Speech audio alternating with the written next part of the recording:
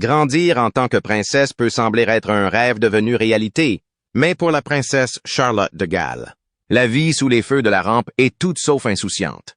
Derrière les diadèmes éblouissants, les palais grandioses et les portraits de famille parfaits se cache un monde régi par des traditions séculaires et des règles ahurissantes que même les plus jeunes membres de la famille royale doivent respecter. Des exigences vestimentaires qui font de chaque tenue une déclaration aux leçons d'étiquette dignes de la diplomatie. La princesse Charlotte vit une enfance pas comme les autres. Vous êtes curieux de connaître les règles étranges et parfois étouffantes qu'elle est tenue de suivre. Voici 17 règles strictes et absolument fascinantes qui définissent l'éducation royale de la princesse Charlotte. Dixit, maîtriser l'art du salut royal. Le salut royal n'est pas une salutation ordinaire. C'est un symbole emblématique d'équilibre et d'héritage, transmis comme une recette familiale secrète. Pour la princesse Charlotte, apprendre le geste royal est l'une des premières leçons qui lui ont permis d'incarner la grâce et la dignité attendue d'une princesse de Windsor. Contrairement à un geste désinvolte adressé à un ami de l'autre côté de la rue, le geste royal est un mouvement calculé, un léger soulèvement du poignet et une rotation délicate de la main, qui signale la chaleur sans perdre son sang-froid. La reine Elizabeth II a établi la norme en matière de gestes, perfectionnant un style qui respire la convivialité tout en conservant le côté mystique de la royauté. Mais pour une enfant comme Charlotte, ce n'est pas seulement un talent charmant, c'est un outil puissant. En tant que future représentante de la couronne, chaque mouvement de son poignet porte le poids de la tradition. De ses apparitions sur les balcons lors de la parade des couleurs aux tournées internationales avec ses parents, le salut est sa façon de se rapprocher du public tout en renforçant l'image soignée de la famille royale. Dans les coulisses, la jeune Charlotte pratique probablement ce geste sous l'œil attentif de sa mère. Pas de battement d'ailes trop zélé, pas de demi-soulèvement timide, le salut parfait trouve un équilibre. C'est un petit détail mais très important qui contribue à la plus grande tapisserie de l'étiquette royale. Et Charlotte a déjà prouvé qu'elle était experte en la matière, saluant avec assurance des foules adoratrices lors de ses sorties publiques. 16 pas de médias sociaux. Pas d'exception. Imaginez grandir dans un monde où chacun de vos mouvements est capturé, analysé et débattu. Mais dans ce paysage numérique, il est interdit de s'exprimer. C'est la réalité de la princesse Charlotte, dont la vie est étroitement organisée par les comptes de réseaux sociaux du palais de Kensington. Alors que ses pairs rêvent de danse sur TikTok ou de Reels Instagram, Charlotte n'aura jamais le luxe de faire défiler ou de publier des photos avec des involtures. La décision de tenir les membres de la famille royale à l'écart des réseaux sociaux n'est pas seulement une question de confidentialité. C'est aussi une mesure stratégique de protection de l'image de la famille. Le monde en ligne, avec ses mèmes et ses tendances virales, est imprévisible et souvent impitoyable. Pour un jeune membre de la famille royale, un seul faux pas peut faire la une des journaux du monde entier, transformant une publication inoffensive en scandale. Au lieu de cela, la personnalité numérique de Charlotte est soigneusement construite par des professionnels qui décident de ce que le monde peut voir. Une photo de son premier jour d'école? Approuvé. Une photo spontanée de Charlotte avec ses frères et sœurs? Partagée avec une légende soigneusement rédigée. Ce que vous ne verrez pas, ce sont des selfies spontanés ou des vidéos amusantes qui pourraient offrir un aperçu de sa personnalité sans filtre. Pour Charlotte, cette règle peut être isolante à mesure qu'elle grandit, en regardant ses amis partager des instantanés de leur vie en ligne. Mais pour la famille royale, c'est un compromis nécessaire, une façon de préserver sa mystique dans un monde qui prospère grâce au partage excessif. À l'ère du numérique, le silence en ligne de Charlotte en dit long sur le contrôle strict qui définit la vie royale. 15 Les héritiers doivent voyager séparément. Imaginez qu'on vous dise que vous ne pouvez pas vous asseoir à côté de votre frère ou de votre sœur sur un vol familial, non pas à cause de querelles entre frères et sœurs, mais en raison du protocole royal. Pour la princesse Charlotte, cette règle apparemment étrange est une réalité ancrée dans l'engagement profond de la monarchie en faveur de la continuité. Dans le cadre de la ligne de succession, il est conseillé aux héritiers du trône de ne pas voyager ensemble en cas d'accident. La logique derrière cette règle est simple, mais elle donne à réfléchir. Les voyages en avion, bien que beaucoup plus sûrs aujourd'hui que par le passé, comportent toujours des risques. Si un seul avion transportant plusieurs héritiers devait s'écraser, cela pourrait dévaster la ligne de succession. plongeant la monarchie dans une crise.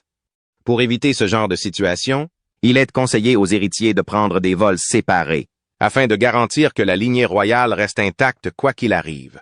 Pour la princesse Charlotte, cette règle a un impact direct sur ses modalités de voyage. 4e dans l'ordre de succession au trône, elle partage cette responsabilité avec son frère aîné, le prince George. Techniquement, les deux ne devraient pas voyager sur le même vol, et à mesure qu'ils grandissent, cette règle pourrait être appliquée de manière plus stricte. Cela dit, le prince et la princesse de Galles ont parfois assoupli cette règle lors de voyages en famille, invoquant les difficultés pratiques que pose le fait de voyager avec de jeunes enfants.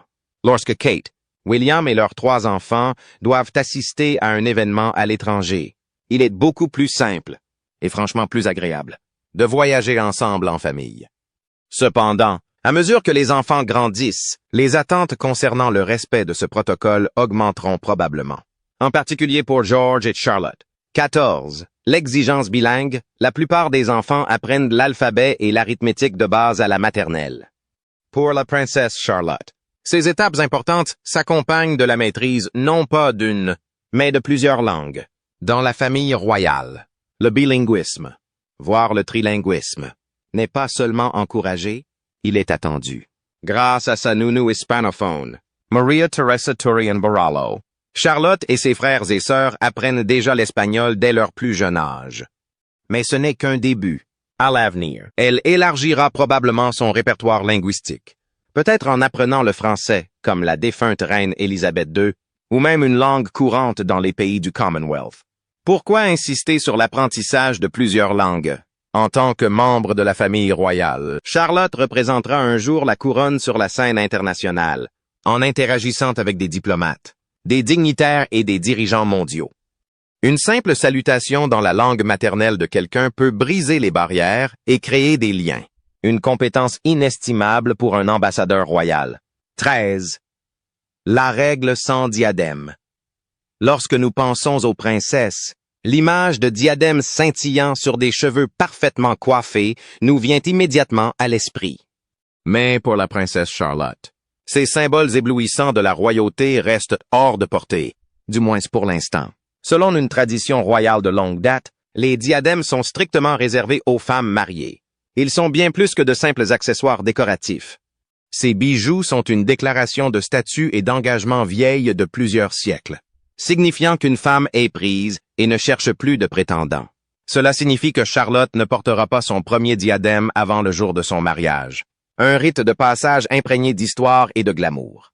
En attendant, elle ne peut qu'admirer la légendaire collection familiale, un trésor d'objets de famille étincelant transmis de génération en génération. Du diadème Cambridge Lover's Knot, porté à plusieurs reprises par sa défunte grand-mère, la princesse Diana, et aujourd'hui par sa mère, Kate Middleton, au diadème Queen Mary's Fringe.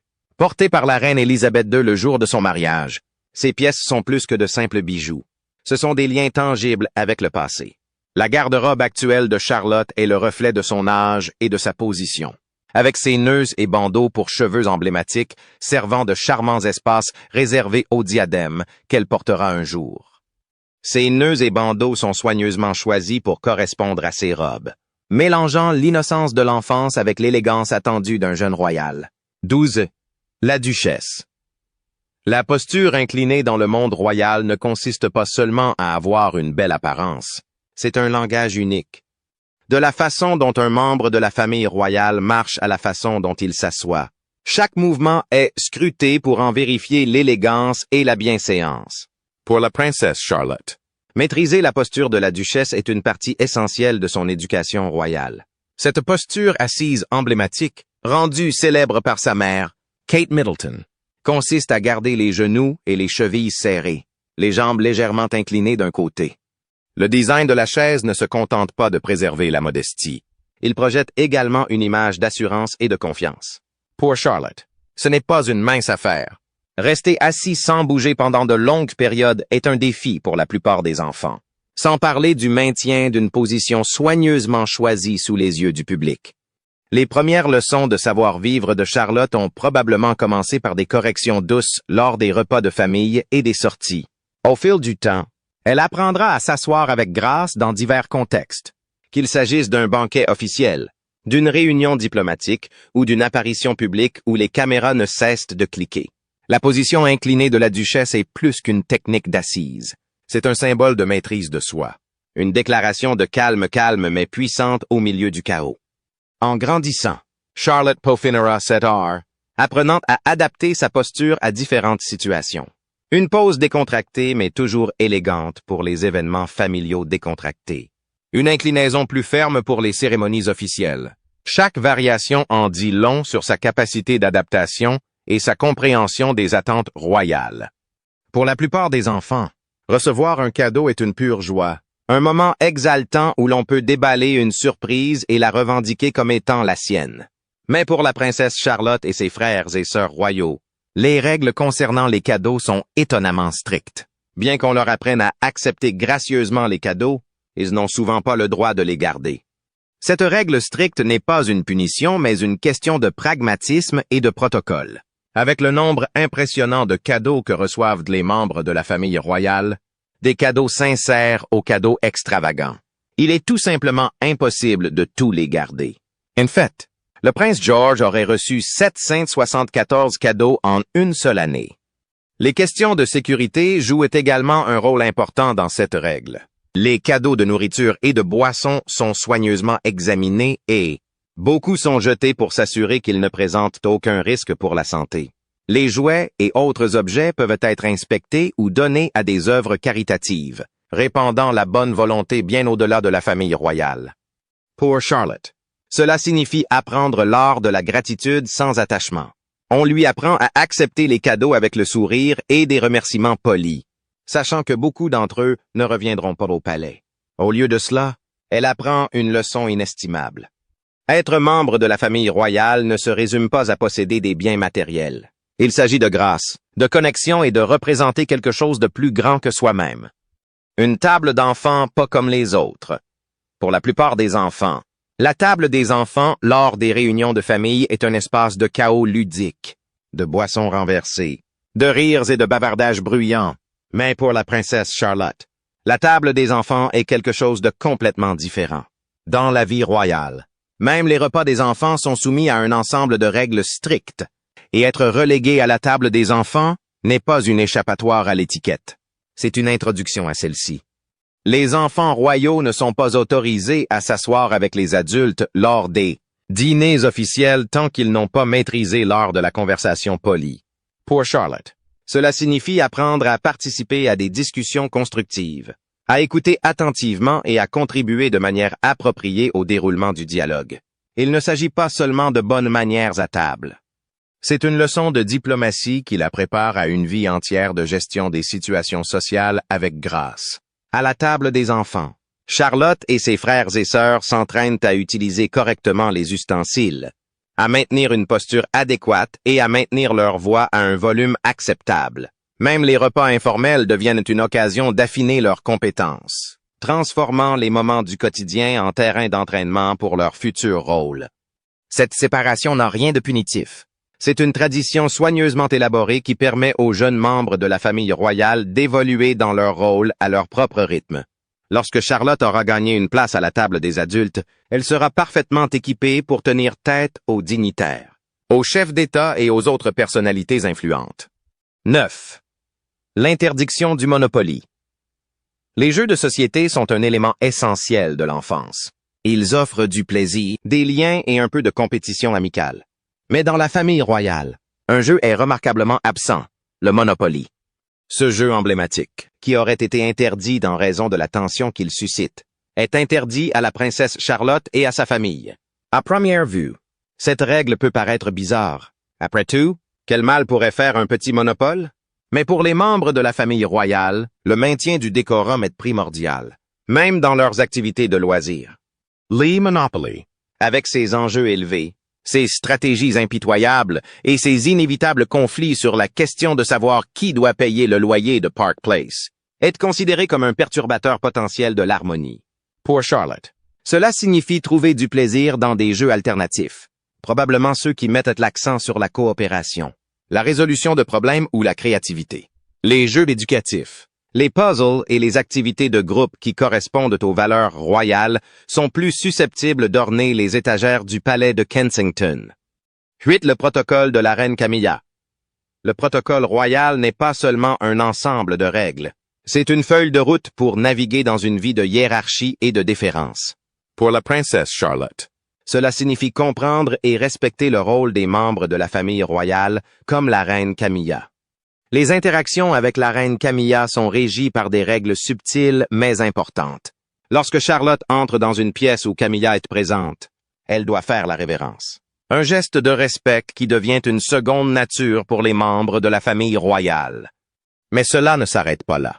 Dans la conversation, Charlotte doit s'incliner devant Camilla, attendre son tour pour parler et s'adresser à elle de manière formelle, sauf indication contraire. Même dans les situations familiales décontractées, cette hiérarchie façonne leur dynamique.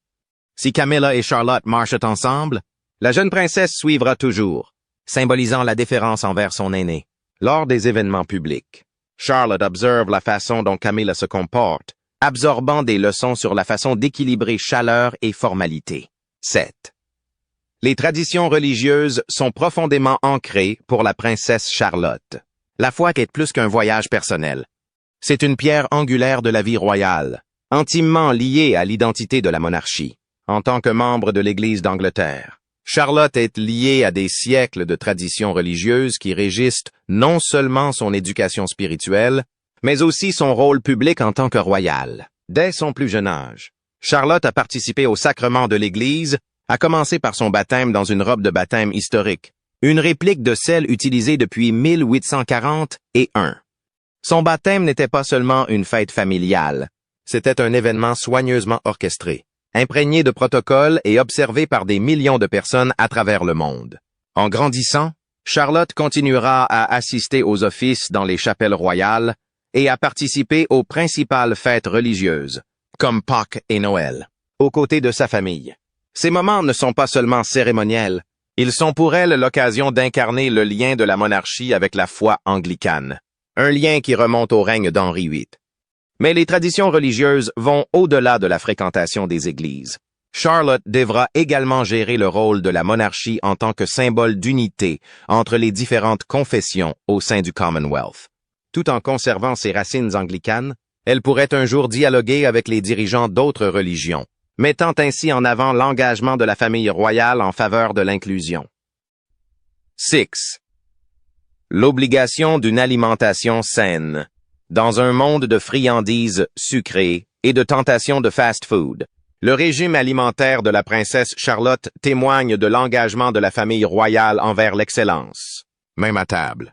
Depuis sa transition vers les aliments solides lorsqu'elle était bébé, les repas de Charlotte ont été méticuleusement préparés par les chefs professionnels du palais, en mettant l'accent sur les ingrédients frais, biologiques et riches en nutriments.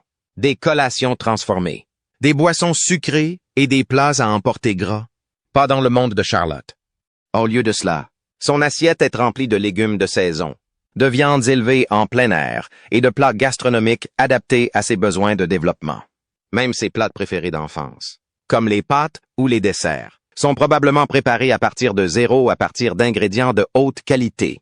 L'un des aspects les plus curieux des habitudes alimentaires de la famille royale est le fait qu'elle évite les crustacés, par mesure de précaution contre les maladies d'origine alimentaire. L'ail est également une rare présence à la table royale, une règle qui aurait été appliquée pour éviter toute mauvaise haleine lors des engagements publics. Pour Charlotte, cela signifie que ses repas sont non seulement sains, mais également adaptés aux traditions plus larges de la famille. Bien que ce niveau de discipline alimentaire puisse sembler restrictif, il fait partie d'une philosophie plus large qui imprègne tous les aspects de la vie royale. Les habitudes alimentaires saines de Charlotte lui inculquent probablement le goût de la nourriture, à la fois comme aliment et comme expression culturelle, une leçon qui lui sera utile dans son rôle royal. 5. Représenter le monarque dans la famille royale. Le respect de la hiérarchie n'est pas seulement enseigné, il est profondément ancré. Pour la princesse Charlotte, cela signifie adhérer à une règle simple mais puissante. Lorsque la reine Camilla et le roi Charles entrent dans la pièce, tout le monde doit se lever. Cette tradition, bien que modeste en apparence, a une portée immense, symbolisant la déférence envers la monarchie et son autorité durable. Charlotte a probablement appris cette règle très tôt, grâce au petit coup de coude de ses parents, lui rappelant de se lever en présence de son arrière-grand-mère, Lorraine Elizabeth Dagand. Ce geste de ses lèvres n'est pas seulement un geste de politesse. C'est une reconnaissance visuelle de l'importance de la monarque. Une affirmation silencieuse de son rôle de matriarche de la famille et de souveraine de la nation. Mais les règles ne s'arrêtent pas là. Lorsqu'elle dîne avec la monarque, Charlotte doit également être prête à suivre son exemple en toutes choses. Par exemple, lorsque la reine Camilla ou le roi Charles posent leur fourchette, le repas est officiellement terminé, que Charlotte ait fini de manger ou non. Ces traditions strictes renforcent la structure et la discipline qui définissent la vie royale. 4. L'indépendance commence tôt. Si la princesse Charlotte est sans aucun doute entourée de nounous, de tuteurs et d'assistants, son éducation met l'accent sur quelque chose d'inattendu pour une personne royale, l'indépendance. Ses parents, le prince et la princesse de Galles, sont connus pour leur approche pratique de l'éducation des enfants. Mais ils adhèrent également à une règle de non-cocotage, qui encourage leurs enfants à développer leur résilience et leur autonomie dès leur plus jeune âge. Pour Charlotte, cela signifie apprendre à faire les choses par elle-même, qu'il s'agisse de ranger ses jouets, de s'habiller de manière autonome ou d'assumer de petites tâches. Si ces leçons peuvent sembler ordinaires pour la plupart des familles, elles s'éloignent délibérément des styles parentaux plus détachés des anciens membres de la famille royale. Kate Middleton, en particulier, est déterminée à offrir à ses enfants une enfance aussi normale que possible, compte tenu des contraintes de la vie royale. Cela comprend tout, depuis l'école jusqu'à la pâtisserie à la maison. Un contraste frappant avec les nounous royales qui autrefois assumaient la plupart des tâches liées à l'éducation des enfants. Les premières leçons d'indépendance de Charlotte s'étendent également à ses apparitions publiques. Qu'il s'agisse de serrer poliment la main d'un diplomate ou de marcher avec assurance aux côtés de ses parents lors d'événements. Elle montre déjà des signes d'assurance et de maturité. Ces petits pas, my significatives, la préparent aux plus grandes responsabilités qui l'attendent, lui permettant de devenir une royale compétente et solide. Pour la princesse Charlotte, la mode n'est pas seulement une question de style, c'est une extension délibérée de son identité royale. Sa garde-robe est conforme à des règles strictes qui lui assurent une apparence soignée et adaptée à son âge, tout en reflétant les valeurs de tradition et d'élégance de la monarchie. Le style caractéristique de Charlotte comprend des robes à smocks avec col Peter Pan, des cardigans classiques et des chaussures Mary Jane soignées. Ces tenues ne sont pas choisies au hasard. Chaque pièce est soigneusement sélectionnée pour transmettre un sentiment de sophistication. Ces vêtements équilibrent l'innocence de l'enfance avec la dignité attendue d'une jeune princesse. L'accent mis sur la garde-robe de Charlotte va au-delà des apparences. Aux yeux du public, sa tenue vestimentaire est un subtil outil de diplomatie et de symbolisme. Lors de ses visites dans différentes régions ou lors d'événements, ses vêtements intègrent souvent des détails bien pensés, comme les tartans en Écosse ou les imprimés floraux pour les fiançailles dans les jardins, honorant subtilement le cadre. L'adhésion de Charlotte à ce code vestimentaire reflète également l'approche plus large de la monarchie en matière de mode. Contrairement aux tendances rapides de la culture des célébrités, les choix vestimentaires des membres de la famille royale sont conçus pour être emblématiques et durables. Cela signifie que la garde-robe de Charlotte doit éviter les motifs ou les logos voyants, s'en tenant plutôt aux tons neutres, aux pastels et aux imprimés classiques. Alors que la plupart des enfants préfèrent les pyjamas et les baskets, Charlotte apprend très tôt que chaque apparition publique est une occasion de représenter sa famille.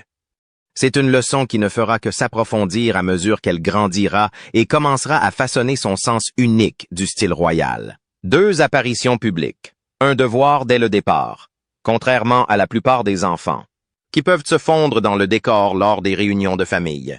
La princesse Charlotte est sous les feux de la rampe depuis sa naissance. Les apparitions publiques sont un élément fondamental de la vie royale, et Charlotte a commencé à s'acquitter de ce devoir à un âge remarquablement jeune. Ses premières apparitions, qu'il s'agisse de sourire aux sympathisants à l'extérieur du couronnement, de son grand-père ou de saluer lors d'événements familiaux comme le Trooping the Colour, ont préparé le terrain pour son avenir en tant que personnalité publique. Ces apparitions, bien que soigneusement gérées, ne sont pas de simples occasions de prendre des photos. Ce sont des séances d'entraînement. Charlotte apprend à naviguer entre les caméras, les foules et d'innombrables paires d'yeux avec grâce et sang-froid. À mesure qu'elle grandit, ces événements deviendront plus fréquents et plus exigeants. Des inaugurations au gala de charité. Charlotte suivra les traces de ses parents, en équilibrant sa vie personnelle avec les obligations publiques de la famille royale. Même en tant qu'enfant, elle montre déjà un talent pour gérer les projecteurs, en faisant des signes de la main avec assurance et en interagissant avec le public d'une manière qui trahit son âge. Mais les apparitions publiques comportent aussi des défis. Chaque geste de Charlotte est disséqué, chaque expression capturée. Pour elle, être sous les feux des projecteurs n'est pas quelque chose à fuir. C'est quelque chose à maîtriser. En dehors de ses accès de colère enfantin occasionnels, elle sait se mettre sous les feux des projecteurs, prouvant qu'elle est plus que prête à affronter les pressions uniques de son rôle royal. 1. La courtoisie, le geste subtil du respect. Dans la famille royale, la déférence n'est pas seulement un sentiment, c'est un acte physique, exprimé par le geste intemporel de la courtoisie. Pour la princesse Charlotte, apprendre quand et comment faire preuve de courtoisie est une partie essentielle de sa formation royale, et elle la pratique probablement déjà. Les règles relatives à la courtoisie sont complexes. Les membres féminins de la famille royale sont censés faire preuve de courtoisie envers le monarque, ainsi qu'envers les autres membres supérieurs de la famille royale, selon le contexte. Le geste lui-même consiste en une gracieuse flexion des genoux, associée à une légère inclinaison de la tête, un mouvement qui exprime le respect sans paraître servile. Pour Charlotte, cela signifie être consciente de son environnement à tout moment. Un événement public peut nécessiter de nombreuses politesses, allant de l'accueil des membres de la famille royale à leur arrivée à la reconnaissance des dignitaires dans des contextes officiels. Même les réunions de famille suivent cette règle stricte. Charlotte rendait hommage à son arrière-grand-mère, la reine Elizabeth Zinde, de son vivant, et aujourd'hui au roi Charles III. Cette tradition peut sembler désuète, mais elle rappelle avec force la hiérarchie et la discipline qui sous-tendent la vie royale. Pour Charlotte, maîtriser la courtoisie ne consiste pas seulement à suivre le protocole, mais aussi à adopter les valeurs de respect et de grâce qui définissent l'héritage de sa famille. Et voici quelques-unes des règles royales strictes que la princesse Charlotte doit suivre dans sa vie quotidienne. Laquelle de ces règles vous a le plus fasciné? Faites-le nous savoir dans les commentaires. Si vous avez aimé la vidéo, mettez un pouce bleu et pour d'autres vidéos aussi intéressantes. Jetez un œil à la chaîne. Merci d'avoir regardé et à la prochaine.